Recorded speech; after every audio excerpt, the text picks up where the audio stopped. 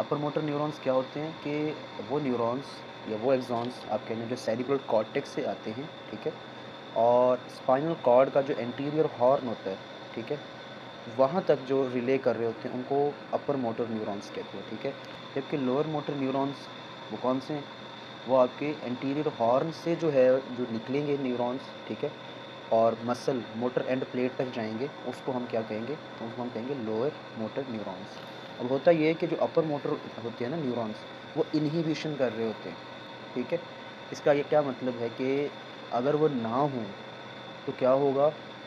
जो lower motor neurons हैं, वो डायरेक्टली स्टिमुलेट करेंगे आपके मसल्स को, ठीक है?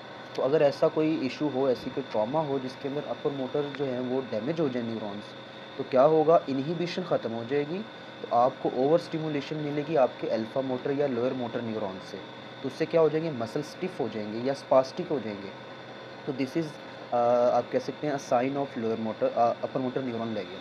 और अगर लोअर मोटर न्यूरॉन का लेजन होगा तो क्या होगा कि जो नर्व जो है वो सप्लाई कर रही थी किसी मसल को, अगर हम वो काट दें तो क्या होगा? उसकी स्टिमुलेशन नहीं होगी। जब उसकी स्टिमुलेशन नहीं होगी तो जो नॉर्मल टोन होती है वो भी ख़त्म हो जाएगी। तो इसको हम कहते हैं फ्लैसिड पैरालिसिस जो है ना मसल्स के अंदर हो जाता है in the lower motor neuron lesions. ठीक हो गया? दूसरी चीज़ एक बेबिंस्की साइन होता है कि जब आप प्लांटर आपका जो फुट है, आप उसकी प्लांटर साइड पे ऐसे वो चेक करते हैं, ठीक है? किसी शार्प ऑब्जेक्ट के साथ साइन होता है। तो अगर तो फैनिंग आउट होती है फिंगर्स की और थंब जो है वो अप गोइंग होता है, तो इसका मतलब है this represents the upper motor neuron lesion, ठीक है? और डाउन गोइंग नॉर्मल होता है।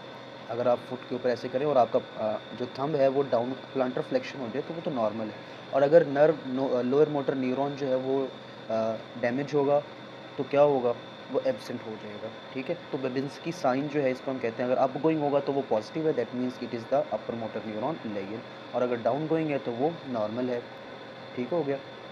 और इसके अलावा क्या हो सकता है? इसके अलावा ये हो सकता है कि आपके मसल्स की जो बल्क है लोअर मोटर न्यूरॉन्स के अंदर वो कम हो जाएगी। क्यों? क्योंकि उनको स्टिमुलेशन नहीं मिल रही। और अगर अपर मोटर न्यूरॉन्स का लीजन है, तो उससे क्या होगा? उससे ये होगा कि इन्हिबिशन नहीं हुई, तो लोअर मोटर्स ने अल्फ़ा जो आपके न्यूरॉन्स थे, उन्होंने ओवर स्टिमुलेशन की, जिसकी वजह से क्या होगा जब ओवर स्टिमुलेशन होती है तो मसल का जो बल्क है वो बढ़ जाता है, हाइपरट्रॉफी हो जाती है। तो हाइपरट्रॉफी इन अपर मोटर न्यूरॉन लेजन। तो इसको रिकैप करते हैं, अपर जो है उसके अंदर हर चीज़ अप है। बेबिंस्की साइन, थंब आपका अपवर्ड जाएगा, ठीक है? पॉजिटिव साइन आएगा।